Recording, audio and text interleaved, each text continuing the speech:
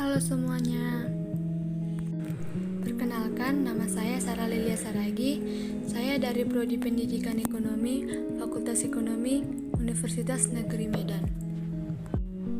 Di sini saya akan membahas tentang kebutuhan dan alat pemuas kebutuhan. Apa sih yang dimaksud dengan kebutuhan? Kebutuhan adalah keinginan manusia atas barang dan jasa yang beraneka ragam untuk dapat terpenuhi dengan alat atau sarana yang ada sehingga tercapai kemakmuran. Berdasarkan pengertian yang telah kamu dapatkan, maka kebutuhan manusia dapat dibagi menurut intensitas sifat, waktu penggunaan, dan subjek atau konsumennya. Pertama, yaitu kebutuhan menurut intensitasnya. Dilihat dari intensitasnya atau tingkat kepentingannya, kebutuhan manusia dapat dibedakan sebagai berikut. Yaitu A. Kebutuhan primer, artinya kebutuhan manusia yang mutlak harus dipenuhi terlebih dahulu, misalnya makanan, pakaian, dan perumahan. B. Kebutuhan sekunder, artinya kebutuhan yang sifatnya sebagai pelengkap setelah kebutuhan primer terpenuhi, misalnya meja, kursi, lemari, peralatan, atau perlengkapan rumah tangga.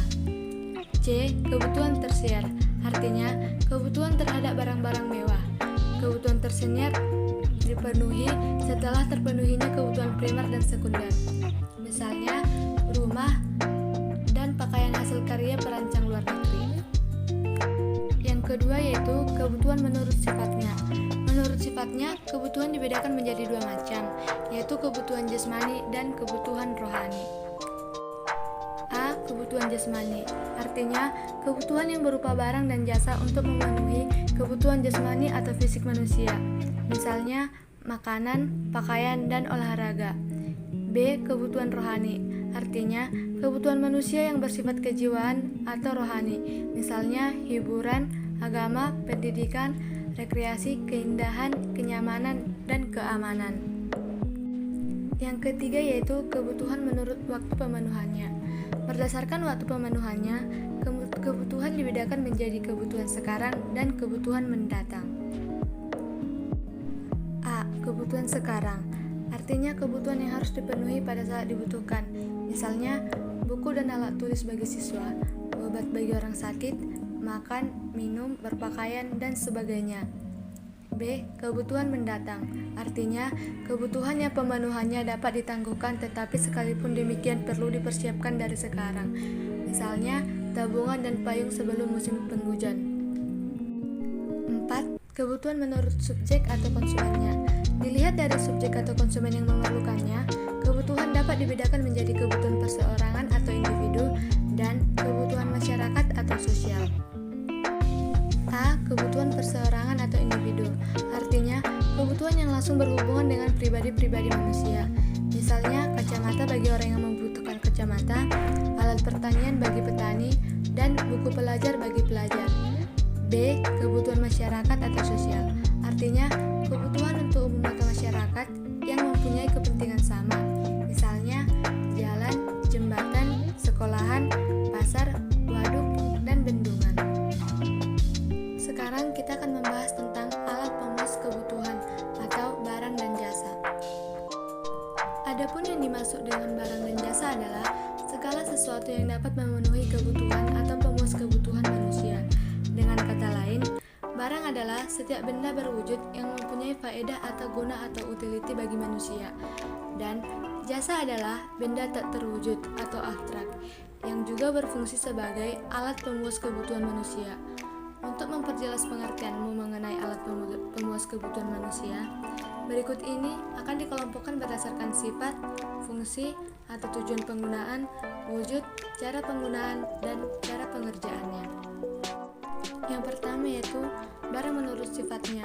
Berdasarkan sifat atau langkah tidaknya, barang dapat dibedakan menjadi dua, yaitu barang ekonomis dan barang bebas. A. Barang ekonomis adalah barang yang jumlahnya terbatas bila dibandingkan dengan kebutuhan manusia, sehingga untuk memperolehnya memerlukan pengorbanan, baik tenaga maupun uang, misalnya makanan, minuman, pakaian, rumah, dan air mineral, yang semuanya harus kamu dapatkan dengan melakukan pengorbanan. Pengorbanan itu misalnya kamu harus membayar dengan sejumlah harga tertentu. B. Barang bebas adalah barang yang tersedia dan tidak terbatas jumlahnya, sehingga untuk memperolehnya tanpa mengeluarkan pengorbanan. Misalnya, air, udara, sinar matahari, angin, dan hujan yang dapat kamu peroleh tanpa melakukan pengorbanan. Yang kedua, barang menurut fungsinya atau tujuan penggunaannya. Barang menurut tujuan penggunaannya dapat dibedakan menjadi barang konsumsi dan barang produksi. A. Barang konsumsi adalah barang yang langsung dapat memenuhi kebutuhan manusia atau barang jadi. Barang konsumsi disebut juga barang siap pakai, misalnya sepatu, baju, kaos, dan televisi. B. Barang produksi atau barang modal adalah barang yang tidak langsung memenuhi kebutuhan manusia atau konsumen, tetapi merupakan alat pembantu dalam proses produksi, misalnya mesin, gedung, tanah, dan bahan baku. Ketiga, barang menurut wujudnya. Alat pemuas kebutuhan menurut wujudnya dapat dibedakan menjadi barang konkret atau berwujud dan barang abstrak atau tidak berwujud. A. Barang konkret, nyata, material adalah alat pemuas kebutuhan manusia yang berupa zat dapat diraba dan dilihat, misalnya rumah, makanan, sepeda motor, mobil, dan perhiasan. B. Barang abstrak atau imaterial adalah alat pemuas kebutuhan manusia yang tidak dapat diraba dan dilihat tetapi dapat dirasakan, atau lebih dikenal dengan jasa, misalnya nama baik atau goodwill, hak cipta, dan merek dagang. Keempat, barang menurut cara penggunaannya. Menurut cara penggunaannya, barang dapat dibedakan menjadi barang substitusi dan barang komplementer. A. Barang substitusi adalah barang yang dapat saling menggantikan, artinya bila tidak ada barang yang satu, maka dapat digantikan dengan barang yang lainnya. Misalnya, baju dengan kaos, teh dengan kopi, mobil dengan sepeda motor, dan kompor dengan tungku. B. Barang komplementer adalah barang yang dapat saling melengkapi, artinya cara penggunaannya digabungkan dengan barang yang lain. Misalnya, baju dengan celana, kopi dengan gula, mobil dengan bensin, dan kompor dengan minyak tanah. Yang kelima yaitu barang menurut cara pengerjaannya. Berdasarkan proses pengerjaannya, barang dikelompokkan sebagai berikut, yaitu A. Barang mentah atau bahan mentah adalah barang yang baru dihasilkan oleh alam, misalnya hasil pertanian dan hasil perkebunan. B. Barang setengah jadi adalah barang yang masih dalam proses produksi, misalnya tepung, kain, dan kulit. C. Barang jadi adalah barang yang telah selesai mengalami proses produksi dan langsung dapat dikonsumsi, misalnya sepatu, kaos kaki, tas, dan pakaian. Demikian materi yang dapat saya sampaikan. Saya ucapkan terima kasih.